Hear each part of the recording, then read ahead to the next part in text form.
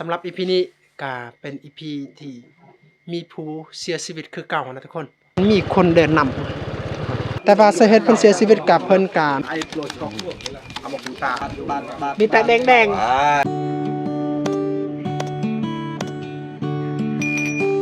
กับสวัสดีพ่อแม่พี่น้อง FC เบอร์สุขคนยินดีต้อนรับพี่น้องที่เข้ามาติดตามรับชมให้กำลังใจแก่เบาเติมนะสำหรับ EP นี้ก็เป็น EP ที่มีผู้เสียชีวิตคือเก่านะทุกคนก็คือเดี๋ยวนี้จะมีอ้ายของบ่เติมเองที่เสียชีวิตนะก็อ้ายแบบเฮาร่วมเชื้อสายเดียวกันบ่แม่นว่าอ้ายคิงของบ่เติมก็บ่แม่นแต่ว่าอ้ายเฮาร่วมเชื้อสายเดียวกันหรือว่าตระกูลเดียวกันนะ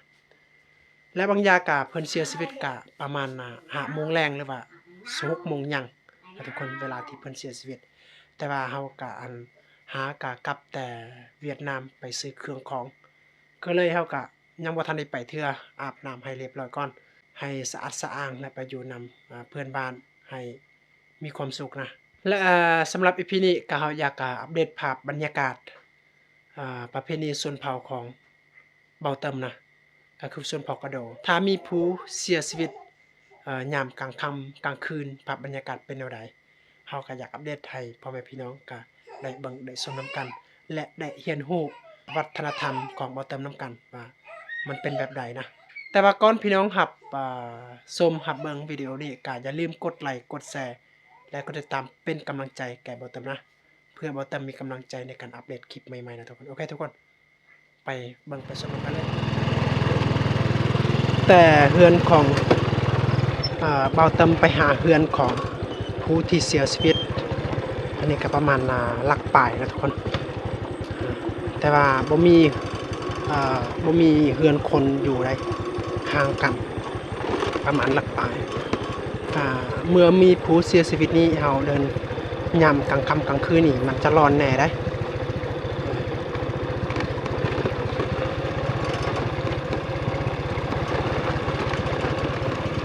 เดี๋ยวนี้ก็ประมาณ10 โมงหรือว่าเกือบสิเข้า11 โมงได้ทุกคนแต่ว่าเฮาก็กลับแต่เวียดก็มันค่ำเลยเนื่องจากว่าเส้นทางมันยากและเฮาบรรทุกกับเครื่องหนักแน่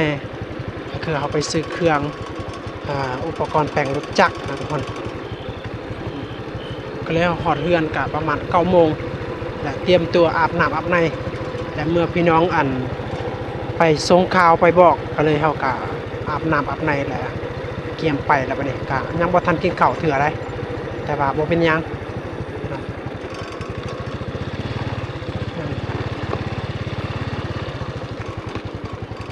เวลามีผู้เสียชีวิตนี่เฮาเดินคนเดียวมันร้อนๆได้มันรู้สึกว่ามันมีคนเดินนำเฮาก็รู้สึกมันคนลุกแน่นะเดี๋ยวนี้นะแล้วเฮาก็จะได้ยินเสียงสายขวาจักรยานด้วยนี่แหละทุกคนและอยู่ในกลุ่มอันนี้ก็มีแต่ 3-4 ครอบครัวเด้ทุกคนที่เขาเจ้าอาศัยอยู่ร่วมกันนะแต่ว่ามันมืดกะยังดีแปลว่ามีไฟฟ้าเลยอันนี้เขาก็กำลังฮอดแล้วอันนี้เป็นรถของพี่น้องที่มางานดีน้ำกันครอบครัวผู้ที่เสียชีวิตก็ไม่พ้นทีนี้เฮาฮอดแล้วทุกคนเลยไปเบิ่งบรรยากาศอยู่ข้างในเลยว่าข้าเจ้าอยู่จังใดโอ้อันนี้ก็จะเป็นพวกสาวบ้านที่มาช่วยเวียกนี่แต่ว่าสำหรับกลางคืนนี่กะบ่มีเวียกหยังมีแต่อยู่ให้มันม่วนซื่อๆอันนี้กับพวกผู้หญิงนี่ก็จะเป็นพวกที่ลิ้นไผ่บางคนเขาเจ้าก็จะลิ้นเอาเงินแต่ว่าบางคนก็เขาเจ้าลิ้นคู่เข่าซื่อๆโอ้ อันนี้ก็ลินเอาเงินได้ เชิม มีแต่3คนโอ้ เอ้า มีหลายเนาะ แม่งกี้กูต้องเล่นจนจ่าไม่ชัวร์แป๊กบุญกูชอบเกมดักนี้ดิ มื้อนี้ก็บ่มีคนหลายเนื่องจากว่าบ่มีผู้ใดฮู้ข่าวเถื่อนนะทุกคนบางคนก็ฮู้แต่ว่าบางคนก็บ่ฮู้เพราะว่าหากะเพิ่นเสียชีวิตก็ประมาณ5 โมงโอ้มีกาแฟนำบรรยากาศก็มันเงียบสงบดีเพราะว่าเขาเจ้าบ่ได้เปิดเพลงอีหยังเลยเพราะว่ายานว่าเจ้าของมันลักไก่นะก็เลยเขาเจ้าก็บ่ได้เปิดเพลงมีแต่อยู่แบบนี้แหละทุกคนแล้วเขาเจ้าก็จะลิ้นไพ่นะบางกลุ่มก็จะลิ้นแบบคุกเข่าลงและบางกลุ่มก็ลิ้นเอาเงินบางกลุ่มก็ลิ้นม่วนซื่อๆก็มีอันนี้ก็เป็นบรรยากาศยามกลางค่ำกลางคืนถ้ามีผู้เสียชีวิตใดเขาเจ้ามักจะลิ้นไผ่เป็นอะไรบ่ลิ้นไผ่บ่เป็นหยังคือบ่ลิ้นเมื่อยเกินดอกบิดไม่จ่า กระเป๋างามเนาะมีเงินหลายวะมีเต็มแต่เงินเนาะกัดสมองนี่แหละนี่ก็พวกคนหนุ่มนะอันนี้โอ้กลับมาแต่ใส่คือว่าแดงตานี่ดีมั้ยผมไม่ใช่cái mấy cái họ ăn thợแต่làmแต่chẳngต้องเอาcáiทันมาดักเลย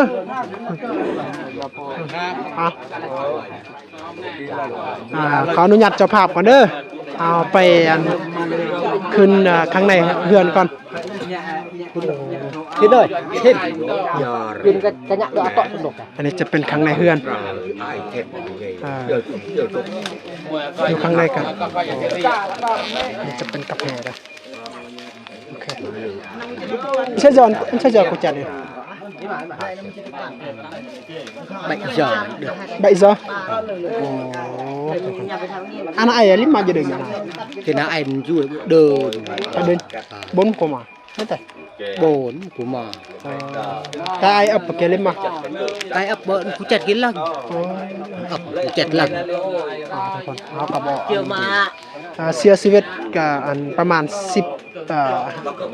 ก็19 โมง19 โมงกลางคืนก็คือ7 โมงแต่ว่าสาเหตุเพิ่นเสียชีวิตกับเพิ่นก็มีอาการป่วยก็ประมาณปีนึงนี่แหละทุกคนแต่ว่ามันป่วยจนเพิ่นเสียชีวิตเป็นป่วยครั้งสุดท้ายก็ระยะสุดท้ายก็คือมื้อนี้เลยนะ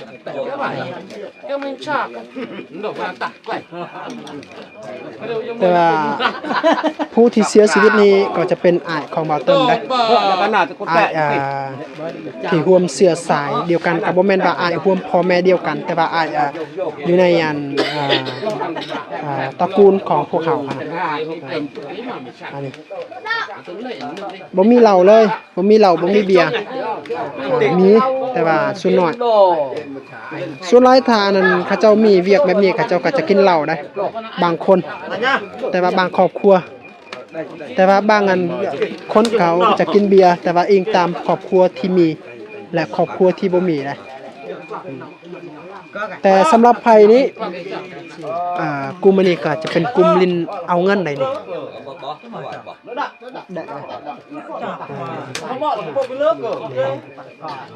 ไผละกินบัดนี้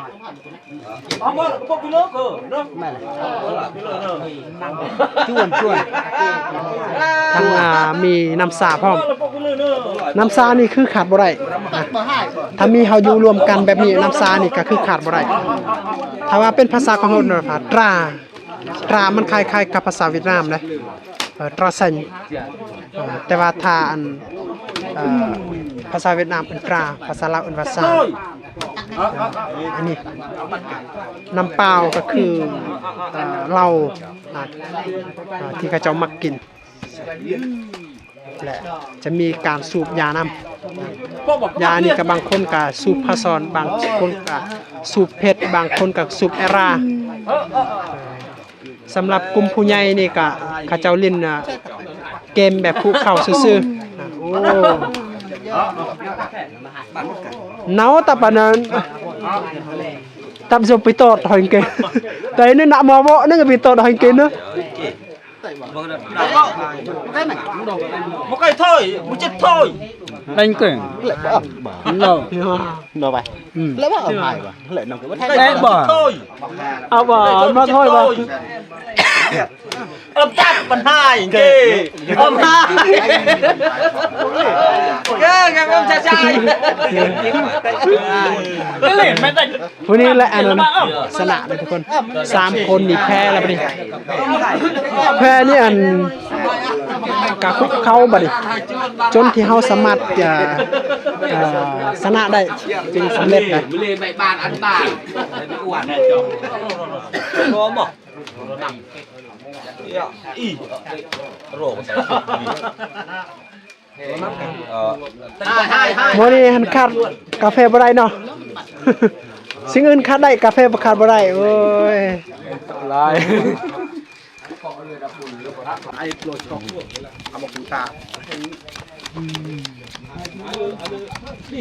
Cái mà ăn đồ lái bà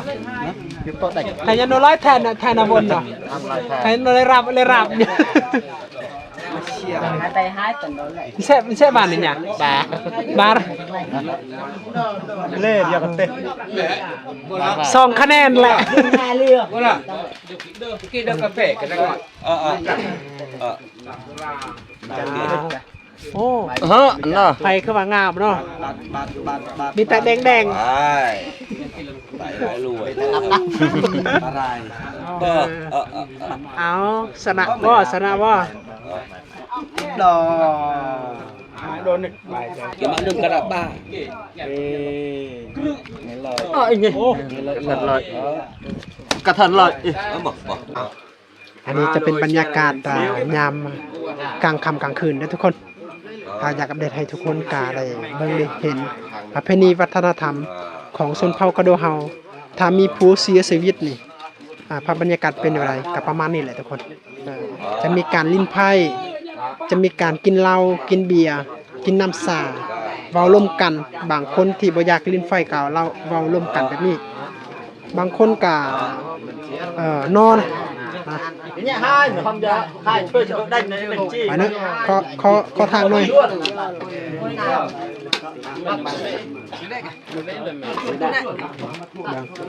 บ่ได้ละกินมื้อนี้ chết mà nè lên phe mà đa อันนี้เอาเงินเลย lên áo ngon là lên áo ngon thuê là 2,000 มื้อนี้ละเมาแหละเมาตาหวานแล้วมื้อนี้ mẹ ตาหวานแล้วมื้อนี้บ่ได้เรื่องเลยมื้อนี้ตาหวานแล้วมื้อนี้คนทรงลงเซ็งแรงเลยมื้อนี้เอาทุกคน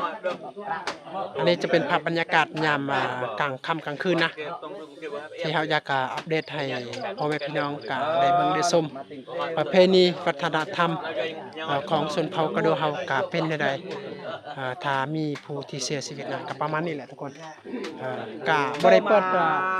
เพลงหยังเลยมีแต่ว่าอยู่แบบเงียบๆเดี๋ยวนี้ล่ะทุกคนเสียงรถรางพาหนะก็บ่มีเดี๋ยวนี้ก็ประมาณcó mẹ mày mày chạm